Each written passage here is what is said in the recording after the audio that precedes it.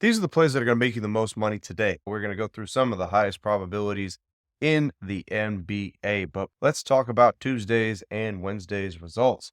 So we ended up going 3-1, all because we had our first F-bomb loss of the year. Took us 15 days to get there, but we barely took an L with Jason Tatum last night. All right. He had 33 points, rebounds, and assists. We needed him to go over 35.5. He had a 77% probability. The Celtics played horrible last night against the Raptors. So what was supposed to be a blowout on the opposite side ended up being a blowout for the Raptors. So Jason Tatum just couldn't get it done for us by pretty much one bucket. All he really needed was one bucket to be able to surpass that number, but he did not get that done. Luckily, on the other side, we had LaMelo Ball, though. He had a 72% probability to go over 37.5 points, rebounds, and assists. He was able to achieve that pretty easily. He ended up having like 42 points, rebounds, and assists. So he was on a steady pace throughout the whole entire game. That one really wasn't never in doubt throughout the whole game. Like I said, he had a good pace going.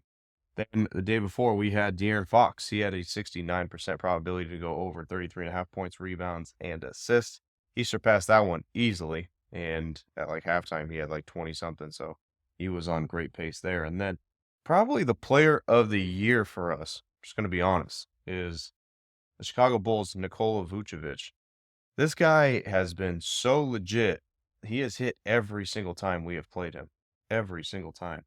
He had an 81% probability to go over 28.5 points, rebounds, and assists. He had 20 by halftime. He ended up surpassing that easily in that game.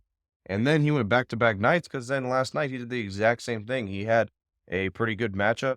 The line was set at 28.5 again, and he ended up surpassing that again. So Vucevic, I don't know why they actually lowered his number by a couple to get his alt number. I mean, I don't know what the sportsbooks are doing there because he's crushing his alt number left and right when he has a good matchup. So Vucevic has been clutch for us this year. But overall, last 2 days, 3-1, and we did suffer our first F-bomb loss. So that took us to 51-13 in the last 50 days for the F-bombs.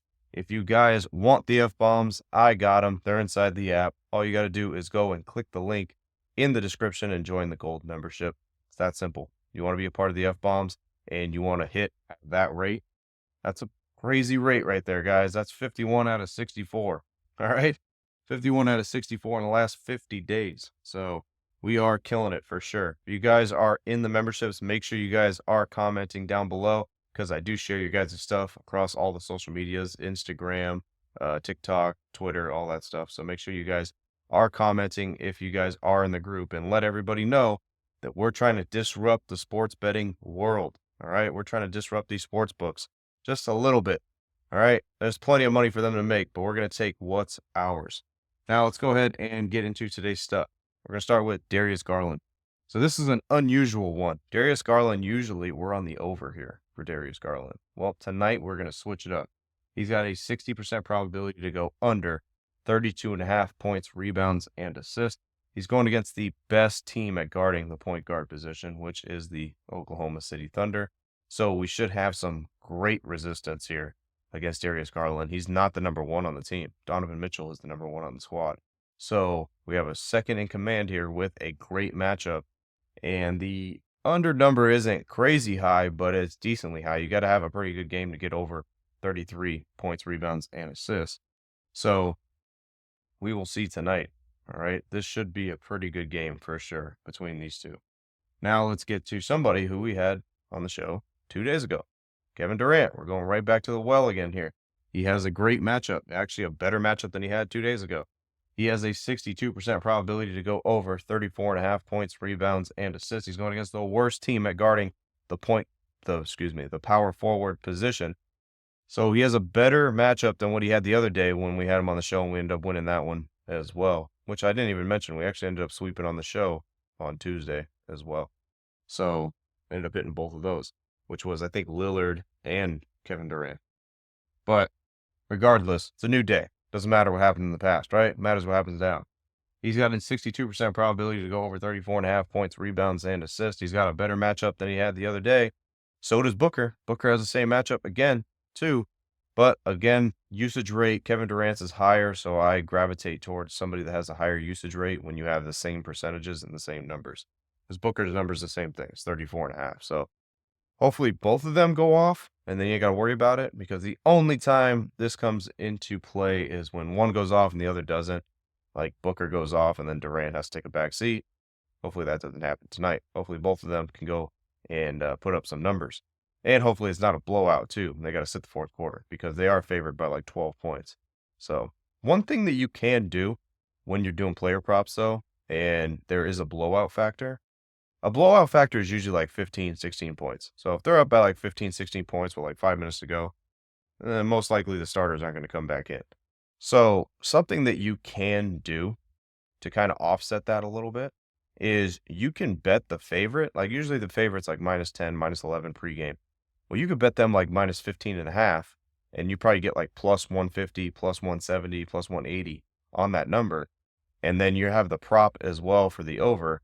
So that way, if it is a blowout factor, they're up by like 20 plus, guess what? You end up hitting that plus money, and then you'll get your money back and some from the prop that you put in. And in some scenarios, you can have the player still be in and the blowout factor still kick in, and then you could hit the player prop and also hit the plus money spread as well. So that's something to think about that you could possibly do when it comes to games that have a blowout factor where you're on a player prop and the team's -12, -11, -13, something like that. So just something to think about, all right, in blowout factors when you are playing player props. Let's talk about these one more time. Darius Garland. We're usually on his over. Tonight, we're going to flip it. We're going to go to his under. 32.5 points, rebounds, and assists. 60% probability for that. Going against the best team at guard in the point guard position. So let's hope he puts up a dud tonight for sure. And then KD, it's either him or Booker or both. One or the other or both are going to go off. Got a better matchup than what we had the other day. So I expect the same results, right? We expect the same stuff. 62% probability for him to go over 34.5 points, rebounds, and assists. And like I said, if you want to press it a little bit when it comes to blowout factors, you could always put some money on the spread at +15, +16, or excuse me, not plus, -15, -16. Put it that way. -15, -16 at like plus money. And you could kind of sandwich both, kind of put some insurance in there if you want. All right. That's just an option.